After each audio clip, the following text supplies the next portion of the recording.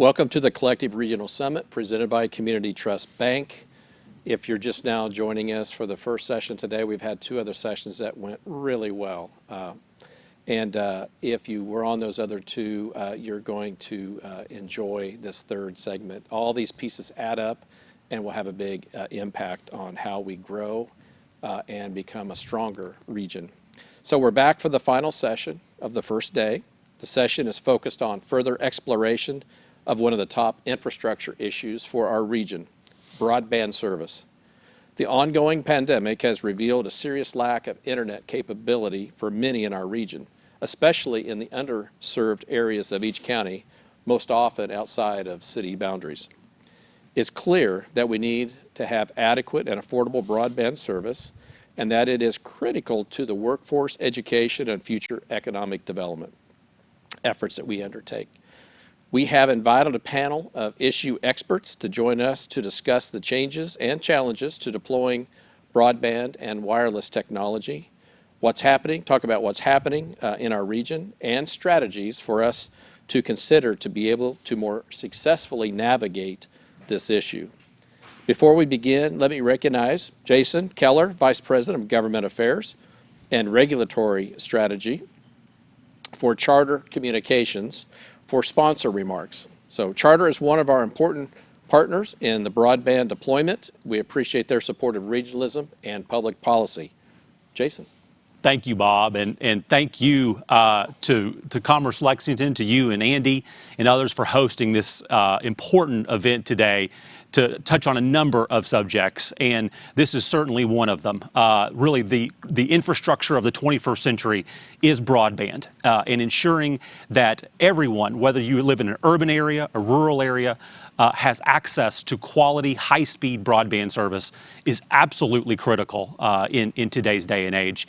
We're proud to be part of that. That is something that our nearly 400 employees right here in Central Kentucky are working towards every single day to try to make sure that folks have broadband service. That's why we've launched products like our Spectrum Internet Assist for low-income families to have broadband service. It's why at the onset of the pandemic, we launched a 60 days worth of free internet service for households with educators and students, and why we just recently relaunched that service as well.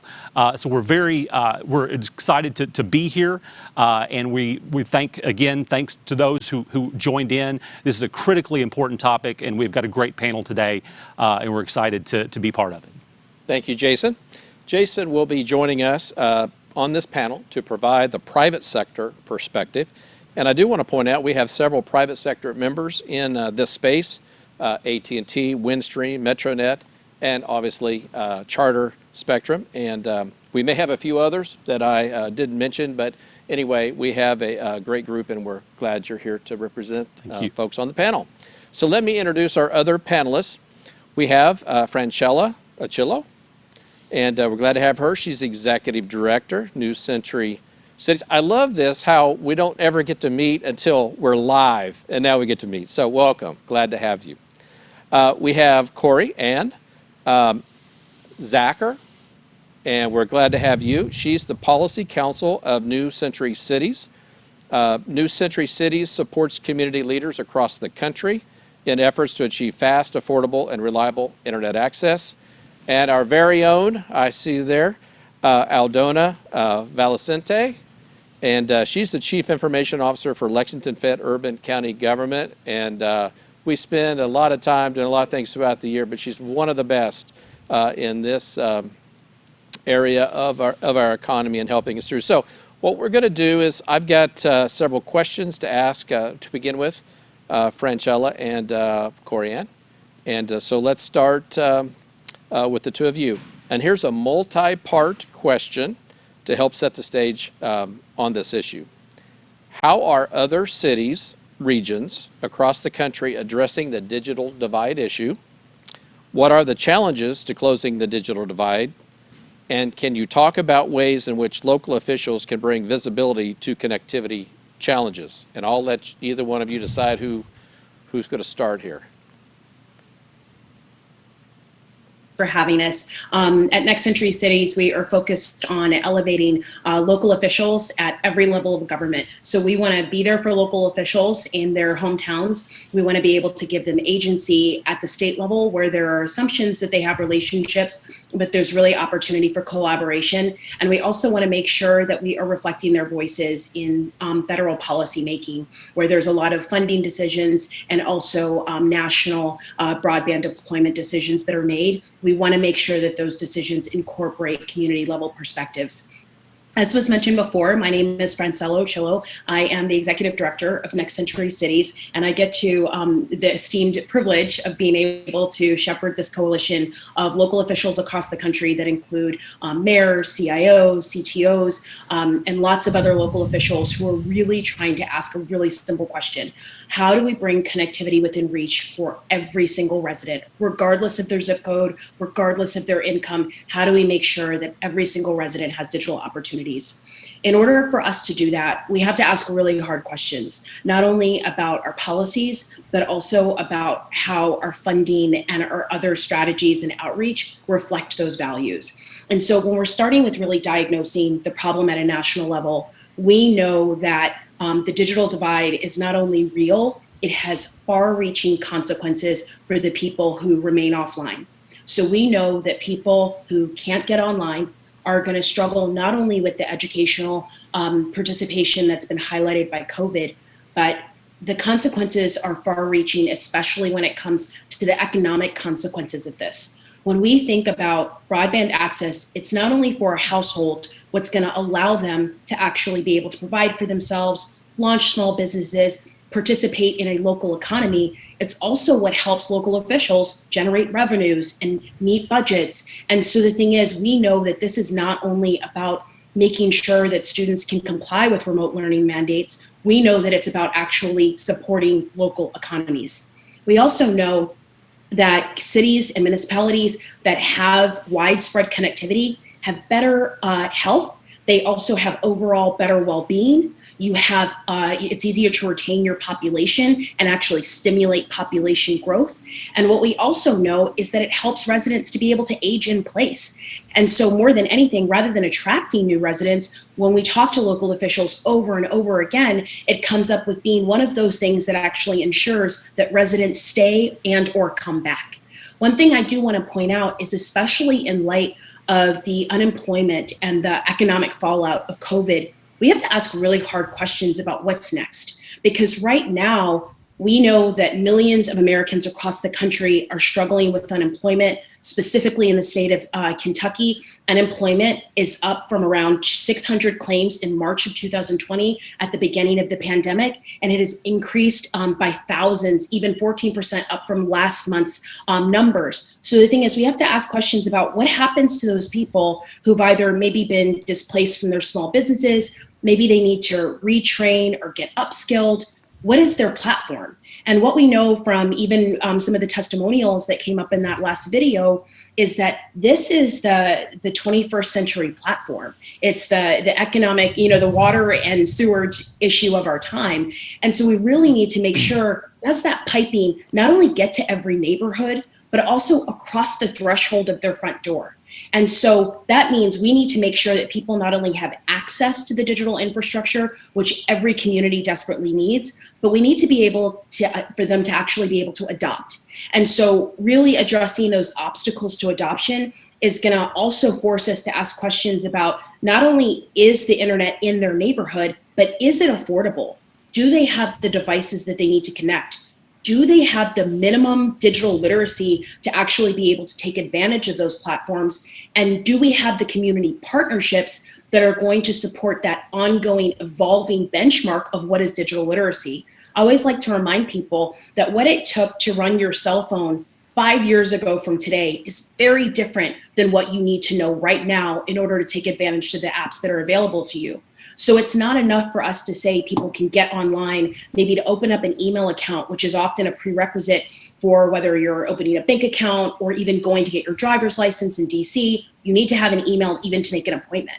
So the thing is, it's not enough for them to just get online, but we need to make sure that they can actually take advantage of those digital benefits. So when we're thinking about that and who actually has access, We also have to address where the broadband is available, and that forces us to talk about data. So I'll turn it over to Corian Zacher, who is our local and state policy counsel, and she'll talk a little bit about the initiatives happening in Kentucky. Thank you so much for having me. As Francella explained, fast and affordable internet access is essential for economic development. Relative to other states, a large portion of Kentucky residents have access to fiber. Lexington is particularly well connected, with over half of all residents having at least some choice of wireline provider, according to the FCC.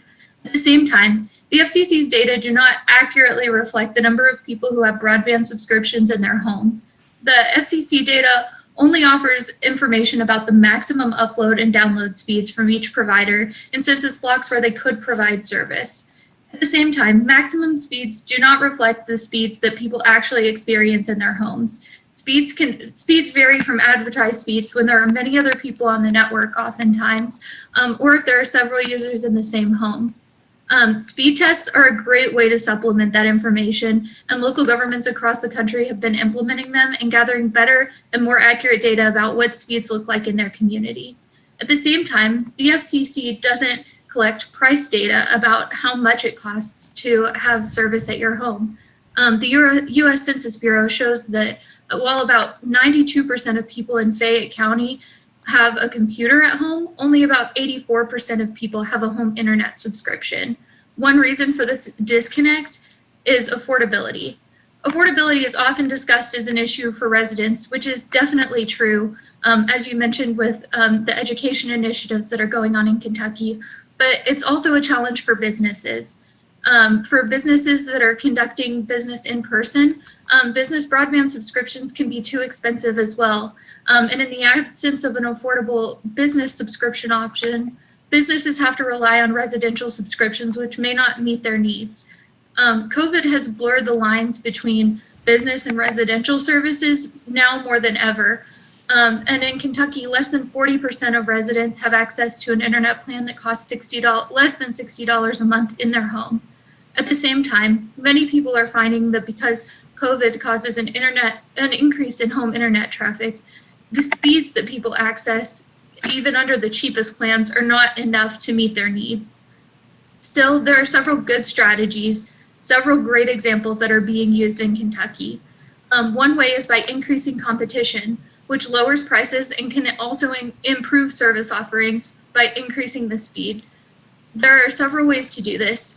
Kentucky Wired is one great example. The state's open access network enables competition among retail service providers, the people who ultimately provide service to people's homes. Still, open access networks require accurate and transparent maps of where fiber is available so that providers can connect to them. Open access networks are not the only way to improve the digital divide in Kentucky.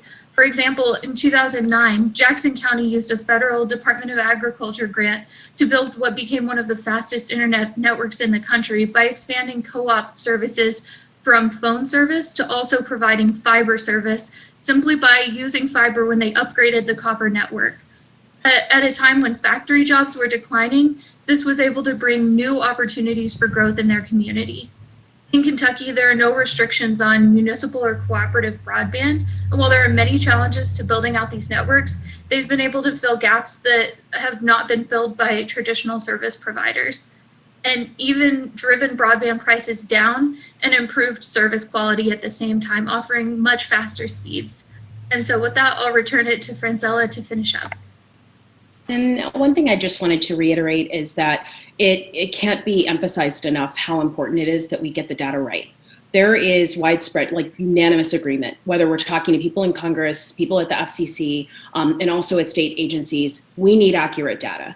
And so when we're talking about why that's a problem, is because we're sending limited resources out the door based on inaccurate information. And so that means that the communities that are either underserved or unserved will remain so. So the thing is, we need to make sure that we know exactly where service is available and where it is not. And we also need to ask questions about whether or not it's affordable, because I was talking to, when I was down visiting in Texas, I was speaking somewhere in Dallas, and one of the people in one of the towns that was maybe about an hour away, he said it cost approximately $120 a month for service because they were in a remote area. And he's like, we just can't afford it. And so the thing is, if we're asking questions about whether or not people can afford food or afford utilities, we also need to ask questions, can they afford broadband? Because we know that especially in the age of COVID, this is no longer optional. This is the only way that people can actually communicate on a universal platform. Very good. You answered our first two questions very thoroughly there. The final question I've got here is, what's your advice for how cities, regions, or states how they can become more effective in advocacy and increasing broadband capacity? I think you kind of touched on that in some ways, but maybe elaborate a little bit more.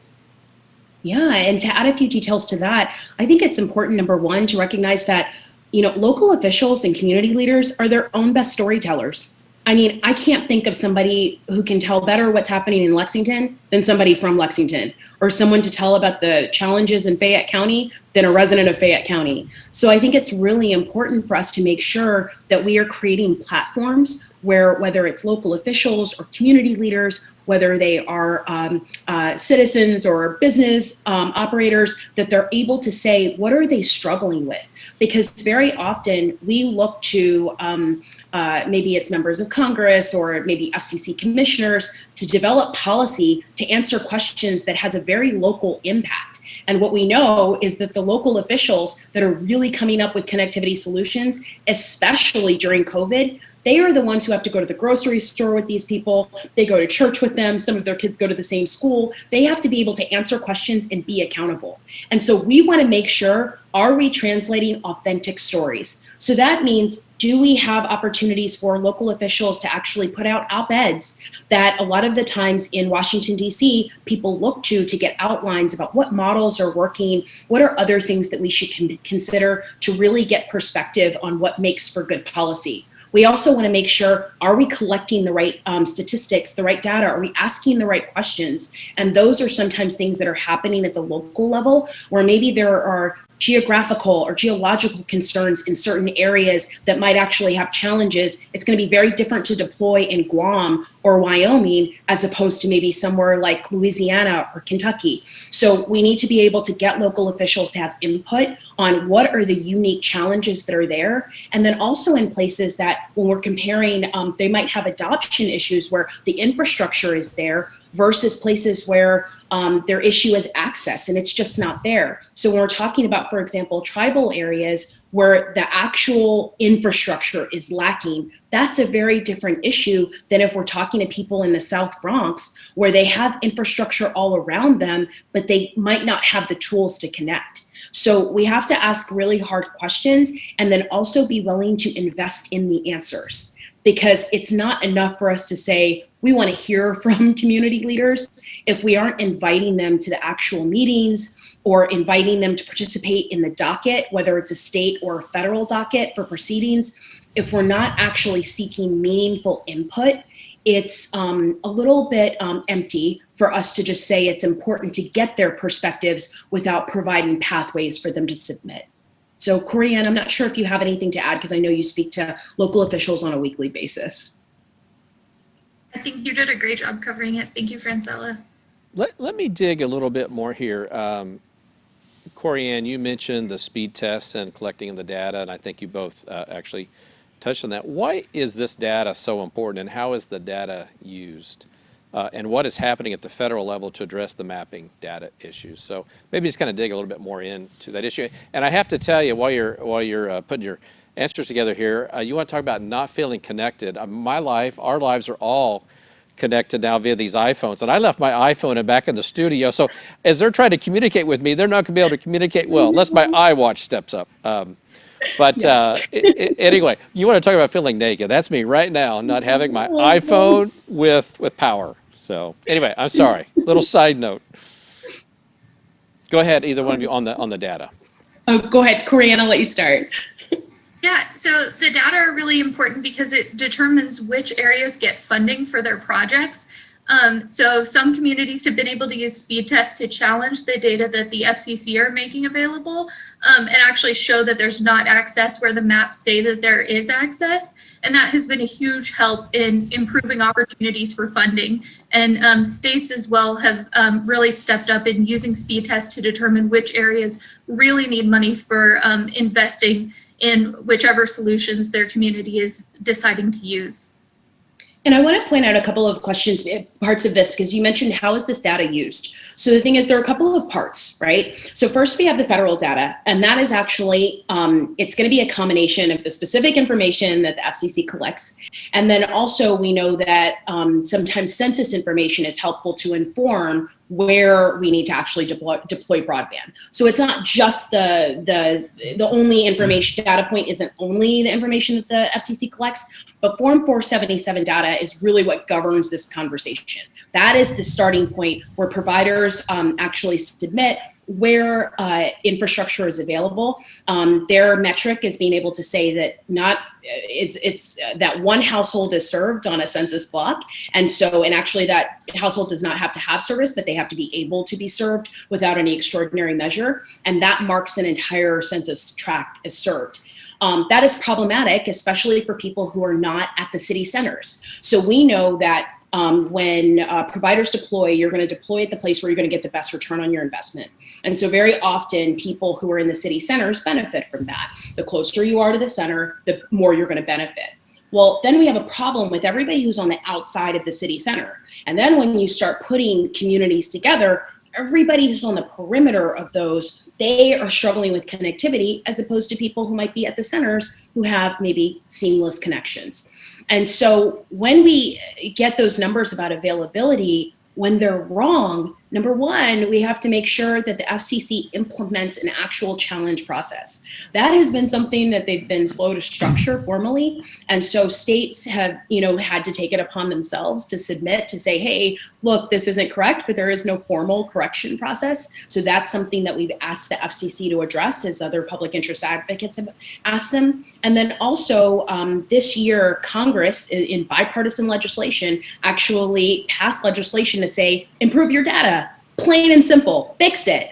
And so the FCC is looking for ways to say what other information needs to be submitted. So in comments in those proceedings, NCC has actually asked the commission to say, number one, you need to start collaborating with local and state officials to find out where the information is deficient.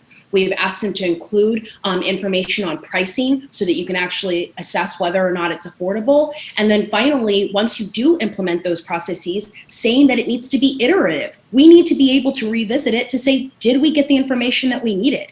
And so what's happening with federal policy is that you find that the government, it's a little bit slower than technology. So by the time we set up this process, there's going to be a new technology and something new that we're trying to measure. So we want to make sure that that data process is able to grow alongside the technological access. But one final point that I do want to make, when we're talking about what are the obstacles to being able to fix this, we're often stuck with bad data for long periods of time. And that is a problem when, for example, 2020 metrics don't come out until 2021. And we're essentially, in the meantime, COVID has made this year feel like forever. You get stuck with these numbers and saying, oh, well, I think this place has access, and maybe it does, maybe it doesn't. And by the time we're trying to fix it, we're like months behind. And those months mean so much to some communities that are in the dark and remain offline. So we're constantly looking to make sure that local officials have power in this, so do businesses, so do residents, to actually say, this is the speed that I'm getting in my household. This is the speed that we on average get in our communities, because usually the speeds that they're signing up for in their subscriptions are the advertised speeds, not what is delivered to their homes. So we need to be able to measure what do they actually have access to on a regular basis, and to actually identify how can resources be used to address needs for the communities that continuously have subpar service. Very good. So I want, Francella, I want you and Corian to hang on there. We're going to come back with another question here in a few minutes. I now want to move. If I was given a vote and I could vote for who I think is the best chief information officer in the United States of America, my vote would go to Aldona. Aldona, we are so fortunate to have you. Can you share what the city of Lexington has done to expand broadband capacity and your efforts to help counties in the region? And how are advances in technology changing the landscape? First of all, Bob, thank you very much for that wonderful endorsement and compliment. I don't usually get it, but I want you to also understand that I've learned an awful lot from these two ladies that are with me on the panel. We joined Next Century Cities in 2015, primarily to learn, and Francella wasn't there yet, but she came on shortly after that. So much of what we learned about deploying broadband came from them, came from that organization. And I would tell any city that if you have an opportunity to join Next Century Cities, please do. You'll learn an awful lot. So what are we doing in Lexington and why? Well, partly I think the stage was already set for this discussion in a lot of ways. We felt that the city could do better by getting more competition. And, it was Mayor Gray in 2015, and that's, believe me, almost 5 years ago, more than 5 years ago, kind of challenged us. And Mayor Gorton continued in that challenge. How do we provide the city of Lexington more choices? Not only in providers and hopefully more in different kinds of services as needed, but then also to build out a gig city. There's a certain aura around being a gig city. And I remember when I went to Chattanooga and had a wonderful discussion with the city leaders there about how they grew their gig environment and what it has done for the city. And it did nothing but inspire me to try to do the same. Now, I want you to know, we talked about data, what data is available, the length of how that data exists, and then how can we use that data in a better way to make better decisions? Because in order to build out an environment like this is a long proposition. We've been at this for 5 years, 2.5 years to plan and figure out what to do. We knew we couldn't afford to build our own. We had to attract a company to come and do it for us. We had to provide the data. We provided the GIS data. We provided some of the mapping data. And you know what? It's the data that helped us to sell it, to basically attract someone to come and invest. And that investment was made, and let me tell you, about 2.5 years ago. The proposal at that time was that it would take 4 years to build out a fiber network in Lexington. And by the way, that's only within the urban boundary. That's not really looking at the county yet. 4 years. So how can we sort of form a public-private partnership to do that a little bit faster? Obviously, we couldn't fund it, but what we could do is provide the oversight, provide some of the project management oversight, to provide the ability to issue permits, the ability to examine that, and that became our public-private partnership. Now, how do we do that for the county? In 2017, I think, we actually did a study of the county, the rest of Fayette that wasn't part of the urban, not part of the city. And we found that it would be very, very difficult to do that same kind of build in the county. First of all, you lack two things. You don't have the poles, and you don't have the density. You do have some density in some areas. And by the way, we did a number of what I would call convening the constituency. We convened the Fayette Alliance. We convened the Thoroughbred organization. We convened people from the Equine Hospital, all of them needing data, all of them needing to send data faster, quicker, and frankly, affordably. And even by doing that, we could not really come up with a plan that would be affordable to build out a fiber network. So we're trying again. And I've worked with the Bluegrass ad, that's 17 counties. And maybe the best way to describe the 17 counties is to say these are the counties that go north and south along the I-75 corridor. On the north, Scott County, and going farther down past some of the other cities and counties. How do we do that? And coming together with some of the people at the Bluegrass Area Development District, we decided maybe the best way to start exploring this is to do a request for information. We know an RFP issuing basically a request for a proposal really was not feasible. First of all, the density is not there in some of the smaller counties. There is not enough infrastructure to really look at. You would have to do a build from the beginning. And frankly, some of the counties are too small to even consider a build. So doing a request for information, we felt that this was probably one of the better ways to start gathering data on what might be feasible, what could be doable, is there an opportunity for a pilot? Because it's only through those kinds of experimentations that we think we could come up with some kind of solution. Now, I'll tell you honestly off the bat, there is no single solution. There's probably going to have to be multiple solutions. And I say that for a couple of reasons. Scott County, and I think in your video, you had Scott County is one of the fastest growing counties, has a huge Toyota plant, has a population that is growing extremely fast. Not all rural anymore. Now remember what we talked about. Policy sets a lot of the funding. So if it's not a rural community, even though it's a rural area, but no longer a total rural community, there is no federal funding. There is no accurate mapping data.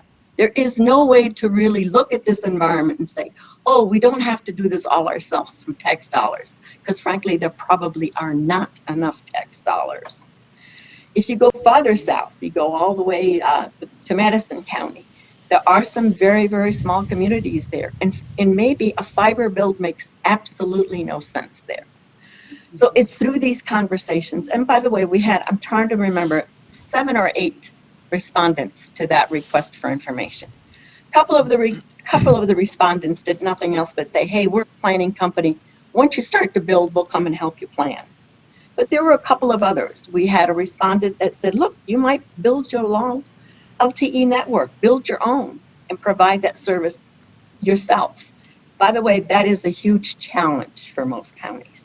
If you've never provided a service yourself, to provide a service and service citizens is a huge, huge mountain to climb. And frankly, probably the communities that might do the best are the ones that have their own electrical network or own their own poles. There might be some possibility there. We've had a couple of others that said, look, we probably could provide some fixed wireless. And you know, when it came down to the discussions about what might be feasible, I think that this is probably the direction that the Bluegrass ad is going to move. Let's look at setting up a pilot where we've got some fiber running down, a backbone that we could basically, let me say it, hook up onto and try to do a fixed wireless implementation. That is a possibility. We had a couple of other interesting proposals and possibilities, and maybe for the smaller cities. There are a group of companies now in Europe that are putting in fiber, which is very, very heavily sheathed into water lines and sewer lines. And although that does not make a whole lot of sense in a rural area where you don't have an awful lot of that infrastructure, it might make sense in some cities, in smaller cities. So there's actually a city in Kentucky that is looking at that as a possibility. So I think what you're going to see multiple solutions over a period of time that is going to meet the demand. But you know what? It's not going to be fast. And I know we have not talked about 5G, but let me introduce that topic because I think it's one that we're going to have to talk about. You know, there is a belief that 5G will solve a lot of these issues. Most people today say 5G will help to solve some of those issues, but will not solve all of the issues that a broadband environment could provide. And I think you'll see if we come to that topic, that is a topic that probably needs to be addressed. So what can we do? I think as part of the Bluegrass ad, we all decided we need to do better mapping. We need to do speed tests. We need to weigh in on every policy discussion that we can to make sure that they understand the local issues, how it's going to affect us. I just had a call last Thursday from a woman living out in Fayette County who actually called into a radio station when the mayor was talking, wanting to know how come she couldn't have broadband that was faster than what she had. Well, I got the call later on. So we had a very good conversation for about an hour of all the possibilities, of all the things that she'd like to do in a faster and frankly more affordable way. That's just one call, but I routinely get requests from citizens to help to address this topic. And many of the people that work with me from the Bluegrass ad live in some of those rural counties. One of the members of our group, he can have the voice, but not the picture. And if his spouse and his children want to do their homework, he could barely do that. So the COVID crisis, and it is a crisis, what has brought on is a very, very direct input into what we need to do. And so I look at myself because I had to do two things. I had to make sure that we can drive forward this basically building a broadband environment, not only for the Bluegrass ad, but really for all of Kentucky. And secondly, I have to provide that same kind of connectivity as we planned within 1 week to send anything from 400 to 600 people home to work. And they don't all live in Fayette County. They live all over. So can we do it securely? Can we do it with enough speed? Can they still get to their desktop and whatnot? So we've had to look at this not only as someone who would provide the services within the county, but also as an employer. And how do we provide that to our own employees over a period of time? So I frankly couldn't be more passionate about trying to talk about this topic. That is, it's the data that's going to help us. Now, can we do some pilots? Yes. The fact that we were able to deploy already this gig environment in Lexington has actually helped the surrounding communities, because fiber doesn't honor county lines, doesn't honor city lines. If the fiber is close enough, they'll find a way to provide that service to that city. So I think the communities around Lexington have benefited from that.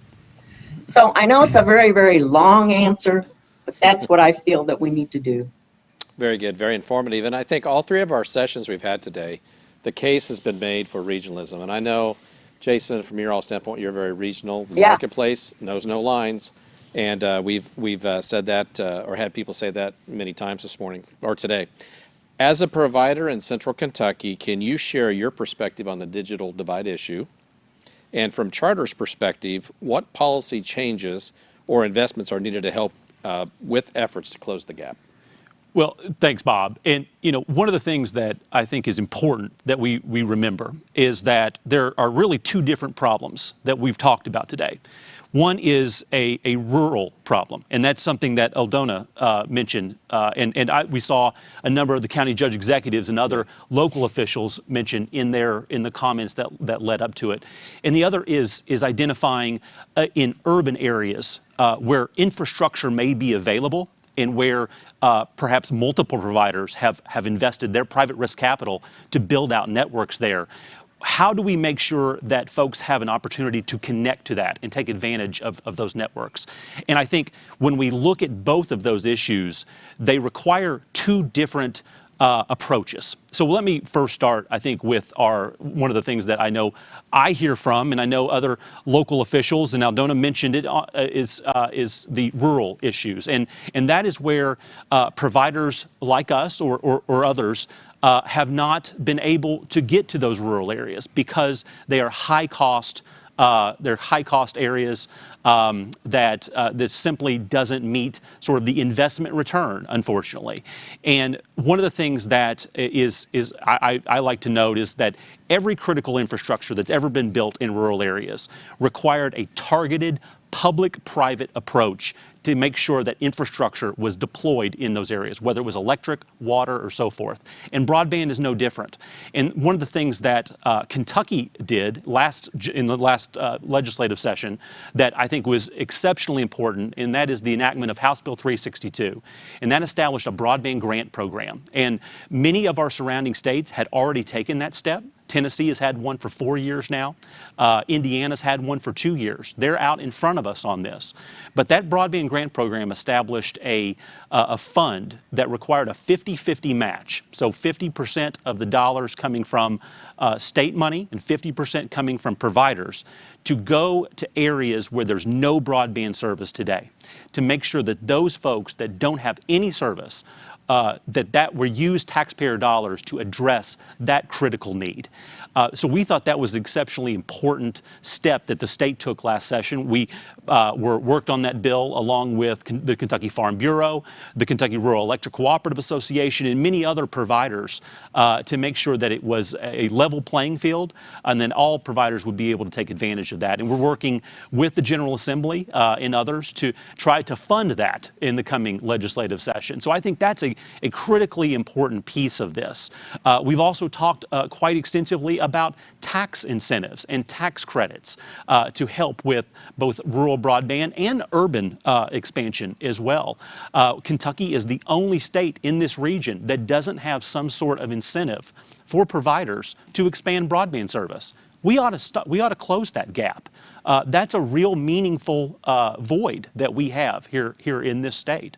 So there are a number of things. I think we've heard about the mapping issues. One of the things that the Governor Beshear's task force on broadband issues, that's headed up by the Lieutenant Governor Jacqueline Coleman and her Deputy Secretary at Education Mary Pat Reagan, they're working on. They're getting ready to release, or if they haven't already done so, release an RFP for mapping that is going to allow a company to map the entire state of Kentucky, so we know where broadband service is and where it's not. I think that's going to be guided in many respects to some of the other counties here in central Kentucky that are working on similar projects, like Scott County. You heard Judge Kay in Woodford County. They're working on some of their mapping to make sure that they understand where rural broadband is and where it's not. And I think that's another piece of this, because we would encourage local providers to work with your we would encourage local officials to work with your local providers, whether it's us or some other provider, because I think you'll find that providers want to close those gaps, and they want to work with local officials. But in order to do that, we have to be sure that we understand where those folks are that are calling you, saying that they don't have service. And we want to be sure that we're working and we understand where those folks are so that we can try to figure out a way to deploy service, or perhaps take advantage of new resources that the state is offering or the federal government is offering as well. So I think in terms of rural deployment, making sure that we understand who does and who does not have service, that we understand what resources are being brought to bear, both in terms of state government funding, and then also private investment as well in those areas. Because I will say, a lot of providers like ours are working to try to address these gaps in unserved areas. We invest hundreds of millions of dollars a year just in Kentucky, with a significant portion of that going to expand our network in unserved areas. So that's happening. And in places where mapping is occurring, I would encourage folks to continually map. Make sure if you're doing a map now, we need to do a map again next year, because the map's going to change. Folks are building out, services being expanded every single day, so we have to account for that. But working sort of hand in hand in a targeted way to address those folks who don't have any broadband service today, I think is absolutely critical. And in urban areas where, again, the infrastructure has already been built. In Lexington, we have a number of providers here that have built nearly ubiquitous service. Now, certainly there are areas outside of the urban services boundary that don't have service, and we need to figure out a way to get there. But most folks here in Lexington and in many of our communities here in Central Kentucky, they already have service there. So we have to identify who doesn't have access within their home and why don't they? And I know a lot of, as was mentioned by some of the other panelists, cost is obviously a large driver of that. And that's why I mentioned at the outset of our, in my notes, or my comments at the top here, that we launched a program called Spectrum Internet Assist to provide a low-cost broadband service to families that have children with free and reduced lunch or seniors on supplemental security income. That's extremely important to make sure that we have low-cost solutions that provide high-speed broadband to folks who really need it. We need to work with local officials to make sure that folks know that those options are available to them. It's not just us that offers those. Other companies like AT&T and others have low-cost broadband products as well that are available today. But folks may not know that they're available. And we need to work with local officials to make sure that that information is getting out to the right people. Yeah. So I think looking at this in a very targeted way, Bob, both in urban areas and rural areas, and looking at the individual solutions that are required to address the digital divide in both are really important. Yeah. Well, a team game. It's got to be all of us working together collectively on this issue, just like everything else we've talked to this point. And I think the bigger picture of how we can help each other. And you know, Aldona, you're very involved. You know, the region's already involved in this effort, working together. But there's many other issues where we've got to follow the same example and do better. Okay, so we're down to the final few minutes here. I've got a question for everybody to answer. So I'll ask you to kind of keep your answers as short as possible so we can get everybody in. Improving our broadband capacity is an emerging flashpoint for regional collaboration. What do regional leaders in Central Kentucky need to be doing next to help our 9-county region close the digital divide? And should it be a county-by-county approach, or is there additional value in regional collaborative? In a way, some of you have touched on this or you've hit it, but just kind of that last thought. And why don't we start with Aldona? Well, I think one of the things that I touched on earlier is that collaboration is key. Now, will there be one solution? No. But I think the fact that we get together, talk about it, can get the data, the mapping data, the census data, and share that, and then actually use that to start making decisions. Because I think if you look at our area, 17 counties, there may be 3, 4, or 5 different solutions depending on the size and the density of each individual county, or the requirements of each county may be slightly different. But I think it's working together, basically learning together, and then looking at what kind of, and I do agree with Jason, public-private partnerships are going to have to be made.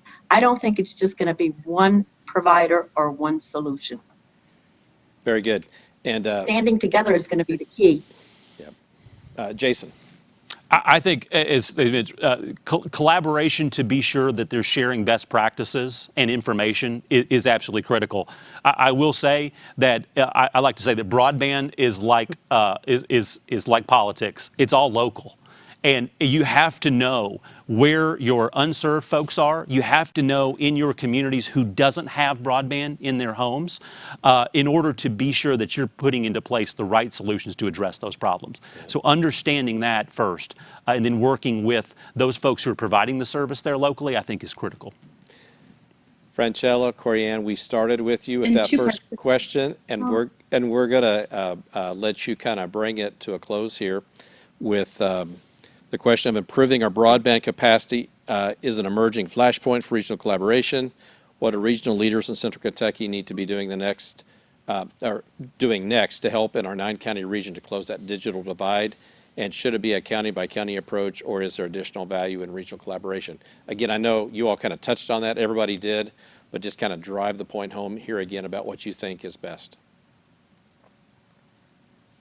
Three parts. I totally agree with Aldona, and also, I mean, like other comments that have been made, but I get that this starts at home, but it's not necessarily that there's going to be one solution. I agree with the last comment also about the idea that getting best practices, it is really helpful to be able to consult with other communities that are going through the same issues, but also have limited resources, because you guys sometimes have to be magicians, you have to be creators, you have to be able to attract funding. There's a lot that a local official has to do in order to get connectivity to come to the region. Another thing that is imperative is that we have to think about coming up with solutions as a broadband access and adoption issue, not an either or, because we're going to have places that are rural areas that once they get access, they might not have laptops or iPads or other things that they need to be able to take advantage of it. And then finally, at Next Century Cities, we are under no delusions that this is a problem that only private sector can solve.